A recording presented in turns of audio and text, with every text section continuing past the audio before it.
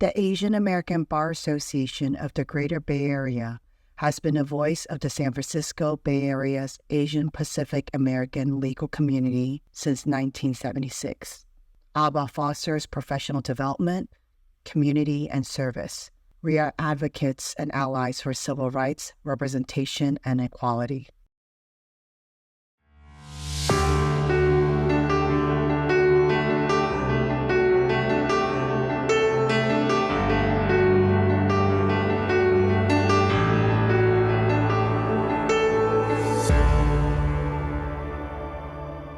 Within the AABA statement, we discussed the purpose of AABA is to build a community, professional development, to be advocates and allies of civil rights, equality. And while the mission statement is really important for people who want to get to know AABA or to even remind us what AABA's mission is, I think what's even more important is what we do to back up what we state in our mission statement. You know, I actually went to a pretty liberal high school in Hawaii, Honolulu, Hawaii. And we were activists. We were, at that time, anti-war. And there was a lot going on that we did not like, and we spoke up about. So Berkeley seemed to be kind of a good fit for that. Yeah, I worked with Joe Morizumi, who was a trial attorney working in Oakland. And he was quite a bit older than we were. He was a senior attorney. So it was a wonderful experience. And so Dale Minami, Eugene Chimene, and I worked with Joe. But we were interested in doing real cases. And he became available.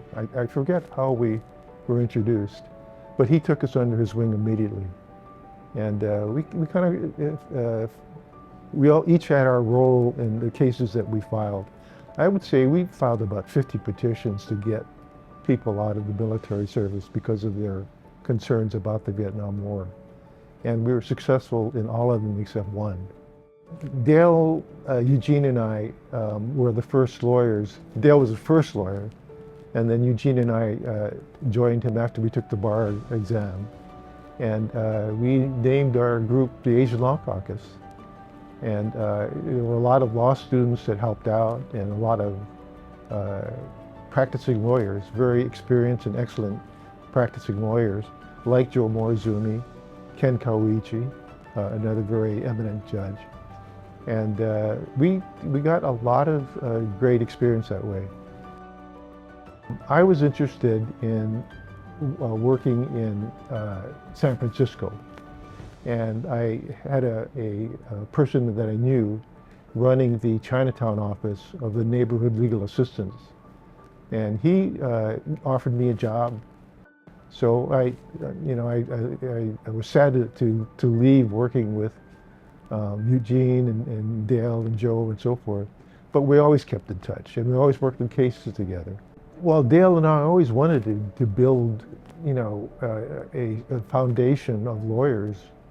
And we work together and to our mutual benefit and to the community's service. And there was no such organization in existence. So we checked around. There weren't that many lawyers, but we contacted as many as we could. And people were interested in forming a bar association. So we met. There was an older lawyer in San Francisco Chinatown by the name of Jack Chow, who had a very nice restaurant, the Four Seas restaurant. And it was a great place for us to meet and eat good food and have a nice social event.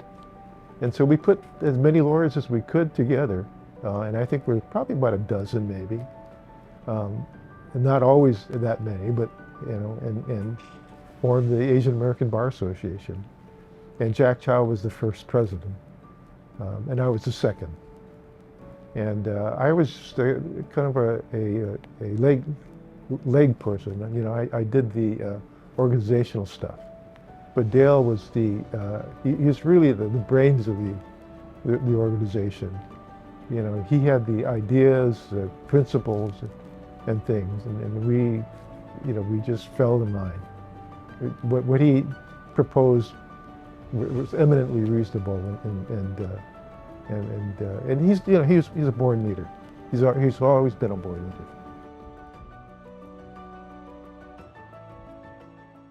Mike and I worked together at the Asian Law Caucus. We started it together, and despite his protestations, he's a visionary, and his vision was that beyond the Asian Law Caucus, we had to have an impact on the legal system through the bar associations.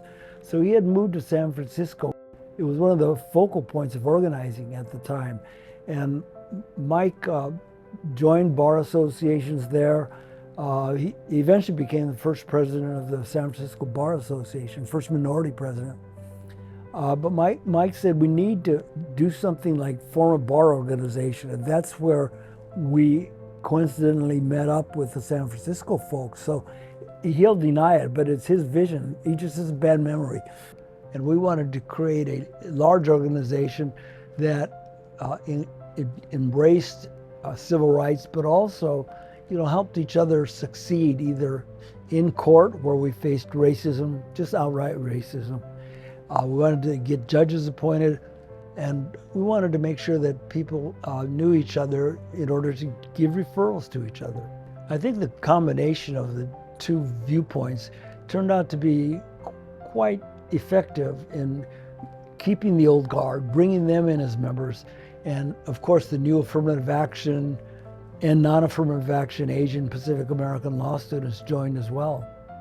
So over the years I continued to do impact cases and represent civil rights cases. And one day we received information about the Korematsu, Hirabayashi, and Yasui cases, which were decided by the Supreme Court in 1943 and 44, that upheld the exclusion of Japanese Americans during World War II. Those are monumental cases. They're taught in every law school. And we discovered through one of our friends that there was evidence that these convictions were upheld by the Supreme Court through fraudulent means, through lying, through suppression, alteration, and destruction of evidence. So 40 years later, we were able to reopen these cases, and we were able to then go to court and try to get the judge to overturn their convictions some 40 years earlier. And we were able to do so because we had not just only a great judge, but we had great facts, smoking guns. I was allowed to represent Fred as lead counsel along with a great team because the person who found the evidence wanted a Japanese American attorney who did major cases to represent Fred. And there were not a lot of us around at that time. There were not a lot of us, period. So I was able to lead a team with wonderful people to overturn Fred's conviction at a time when the redress movement by Japanese Americans seeking reparations and redress for their unjust imprisonment in World War II was raging in Congress. And the decision by our judge allowed us to go with a declaration to Congress and say a court has found that there was no military necessity, that racism propelled this decision to imprison these people, and that their decision in the Supreme Court was obtained by fraudulent means. AABA became one of the most powerful voices for civil rights in this area, in the state, in the country for that matter. And so we knew that we had allies here, and the emotional support of people who, instead of opposing you like we had folks do in the early days, we knew they were supporting us.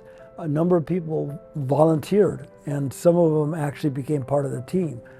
Others would give us that emotional, psychological support to keep on. I've always believed that organizations possess more power than individuals alone. And so for AABA, the first Asian American Bar Association in the country, to bring together different ethnic groups, collaborate, and maintain, I think, their North Star, which is to to make America live up to its rhetoric of equality and also support other marginalized groups rather than just your own. And I'm so proud of their work in that area because over the years they've kept that North Star and have done right.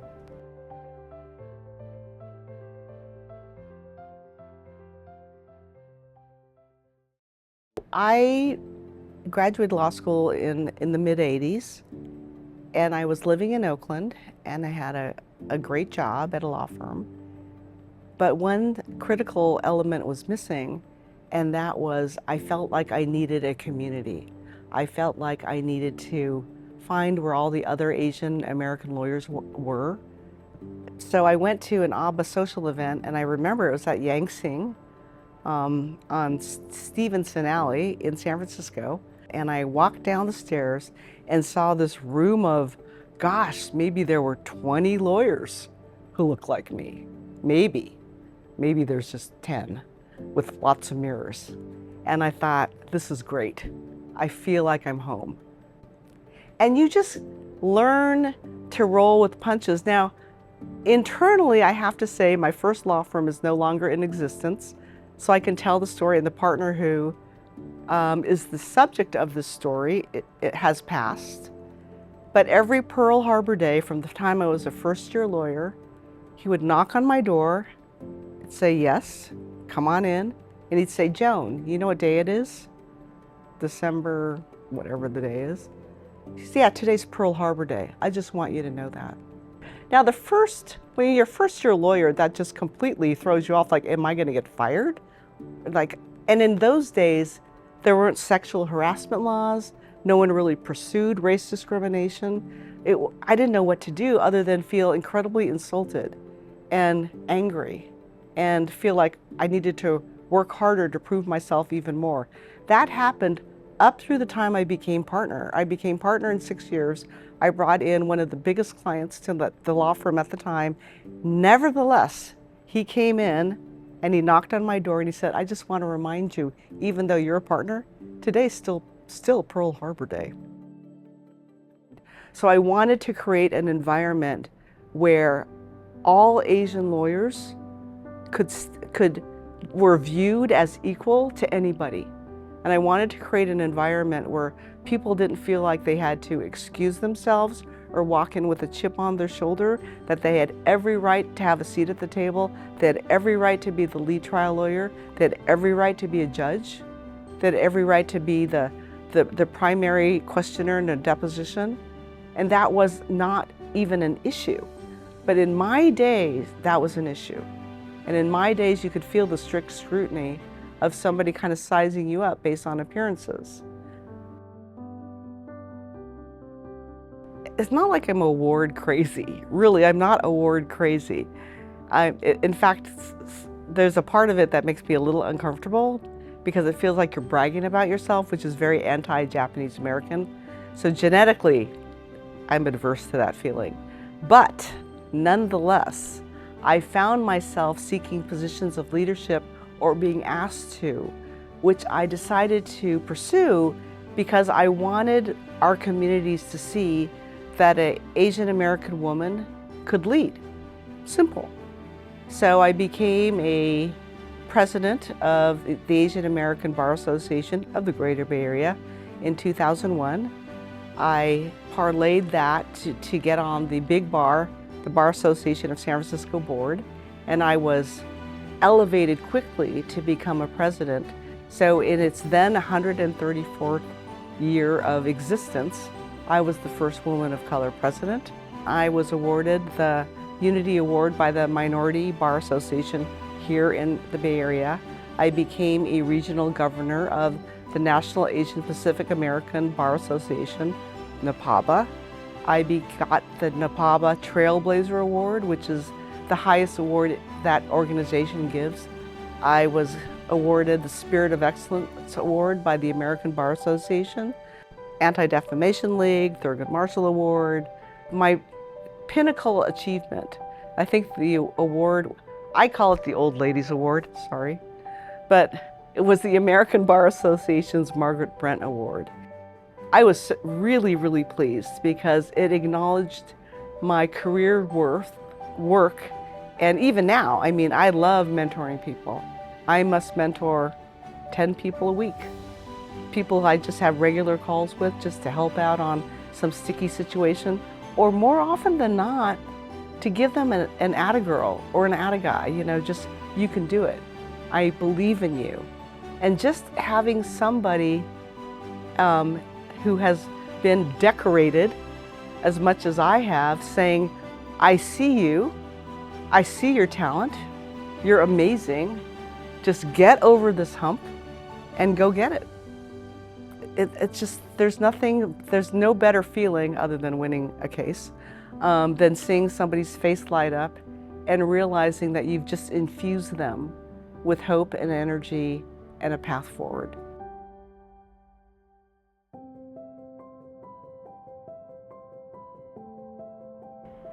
AABA has allowed me, when I was a member, to take my frustrations at receiving discriminatory treatment and plow it into something positive, like educational efforts about anti-bias work.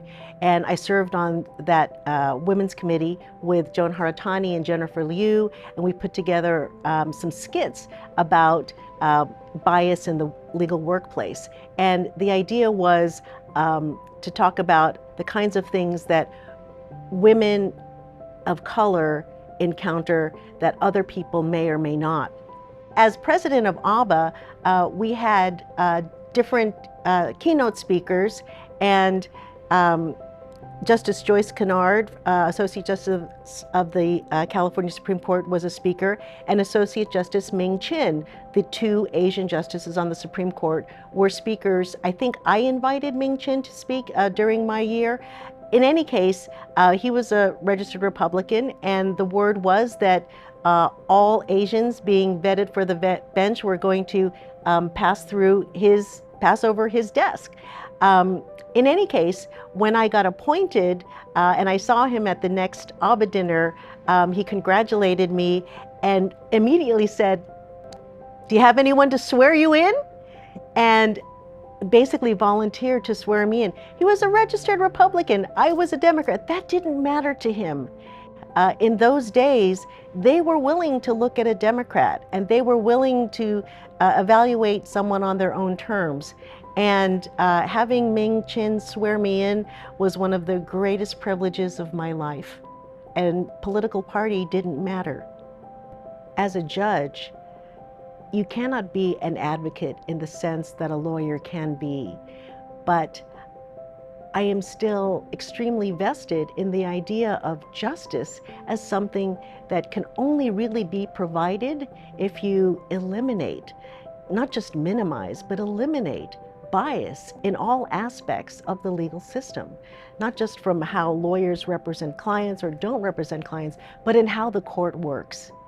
So I have participated in judicial education, and I am currently the first Asian judge to serve as dean of the Judicial College in California, which is a mandatory program that all new bench officers at the state court level must attend during the first 2 years of being a bench officer. And the focus that I have brought to my tenure as dean is in eliminating bias in the delivery of court services to the public. And so I found a natural outlet for that was inspired by the contacts I had through AABA and the work that I was able to do through AABA. AABA propelled me and enabled me to become a judge. And beginning in January of 2027, it will be my privilege to serve as the first Asian presiding judge in Contra Costa County. So AABA has made a huge difference, not just to me, but to dozens, probably hundreds of people participating in the court system in the Asian judiciary. 5 past presidents of AABA have become judges. That would be myself, Judge John Sugiyama, Judge Margaret Fujioka, Judge Victor Huang, and Judge Yumi Lee, who is a federal judge in the Northern District of California, all past presidents of AABA. And that means that if you become a president of AABA, you have a 1 in 10 chance of becoming a judge. But seriously, it's not a requirement because of all the dozens, if not hundreds of people who have become judges without being president of AABA, but it cannot hurt.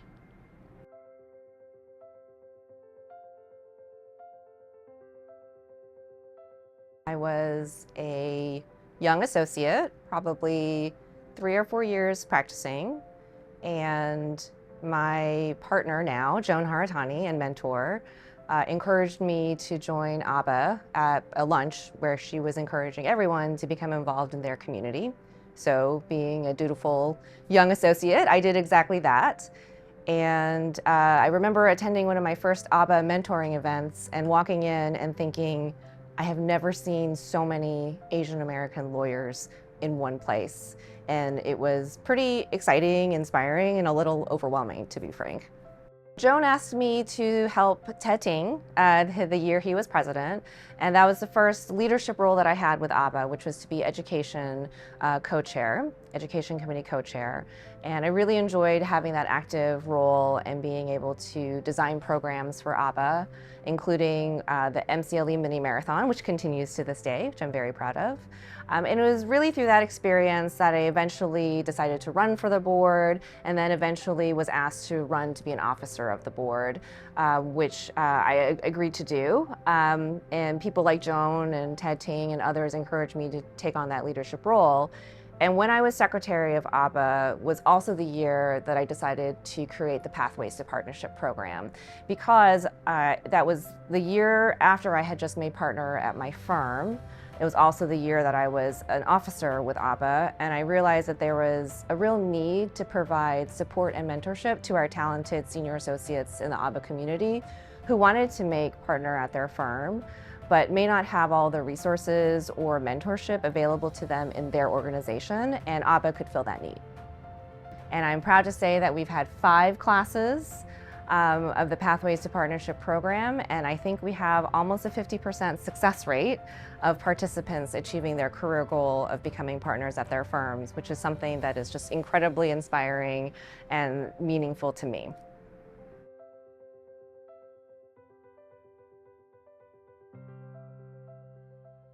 So I don't have anyone in my family who's a lawyer. I didn't grow up around a lot of lawyers.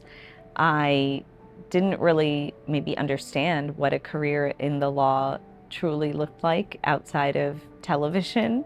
So I had been a member of the Asian American Bar Association, but I had not been super active. I did receive the newsletters, and I recall reading one of them, and it mentioned the Pathways to Partnership program. At the time, I was probably a couple of years out from the partnership decision at my firm and had not really understood all that it entailed. I think I had this idea you just keep working hard and maybe you make partner or maybe you don't. And the Pathways announcement talked about all these other factors to think about, the dynamics at your firm, the politics, how to become a business generator, how to pitch to clients, and I thought, oh, this is really interesting stuff and not something I'm learning elsewhere, not something I'm even aware of, and so I really wanted to be a part of it. During COVID times, and I and probably everyone else was feeling very disconnected, we were all remote, and I was just so surprised to be able to have a community that kind of grew around me through this experience. So I was assigned a mentor group, and I remember at the first meeting, everybody in my group had read my materials. They knew who I was. They had thoughts about the resume that I'd submitted and how I could make that even better. The activities and the assignments they had us do, one of them I recall was pitching yourself. If you were at a cocktail party, how would you describe what you do? And everyone was so invested. They listened to my pitch. They gave me amazing feedback. I was just so surprised to have this community of very accomplished lawyers take an interest in me and help me and want me to succeed. And for me, it felt like a community I didn't know that I needed. And once I had it, I was like, this is amazing. After doing the program, I did end up making partner at my firm. And the next year, I really wanted to participate in the program, but not as a mentee, but as a mentor and eventually an organizer of the program. It had been so important to me, and I was really excited to help shape the program and give other people that same opportunity that I had going forward.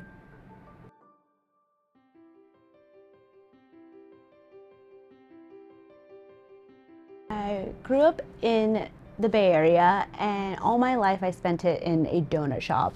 My parents had a donut shop for over 40 years. They recently retired 2 years ago. And one of the things I knew early on was I wanted to learn as much as possible. Learning education was really important to me because for my father, who was a Cambodian refugee, his education unfortunately got interrupted when he had to immigrate with his family and find refuge in the States. So when I arrived in college, one of the first things I wanted to focus on was Asian American studies and learning about immigration, how folks arrived, what they've been doing, and the challenges they continue to face. Fortunately, one of the classes I took was Asian American and the law, and that was actually my first exposure to AABA as a sophomore in college. I learned about the organizations, the leaders of the organization, and how they had such a national impact. During my 1L year, I was attending a student club event on campus, and we had a representative from AABA attend and share how, as law students, we can get involved early on. I was pretty set on attending already, but there was a really good selling point, which was we have good food, bring Tupperware. I had never thought about that being the delivering line for a professional organization, but it really worked on me. I was pretty set that I was going to be involved in AABA. I wasn't sure what I was going to do there because I knew everyone would be an attorney already, but I was hoping that if I, poke my head around a little bit, maybe I'll get a mentor or two. And I think I really lucked out because I learned about their mentorship program as well as a law student committee where I got to be able to be involved really early on. So it really exceeded my expectation of being able to be involved professionally while I was continuing my legal education. So one of the events that we put together was boba with the bench. And it is exactly that. We just drank boba and we talked to judges. It was set in our classroom that looked like a courtroom, but for the first time, the judges came off of the very front of the room and sat with all the students, and we kind of were just like very casual. We're asking questions like, did you expect to become a judge? What did your parents think? Did your parents still compare you to other people when you became a judge? Like all these other questions that were just very, very honest and very earnest of like wanting to know how folks were able to kind of build their pathway to where they were. Another milestone that I'm really proud of during my law school years is being a founding member of NACAL, National Association of Cambodian American Lawyers. It was formed in 2024, and we were able to meet and participate in the National Asian American Bar Association conference in Seattle. And I think being in a newly formed affinity group and professional network, it really shows how much AABA has impacted the community and not only be an anchor in the community, but really in inspiring other folks to continue on and continue building off the foundation that AABA and a lot of the older bar association committees have created. Just knowing that at the end of the day, it's not about what we've just built, but how we can move it forward.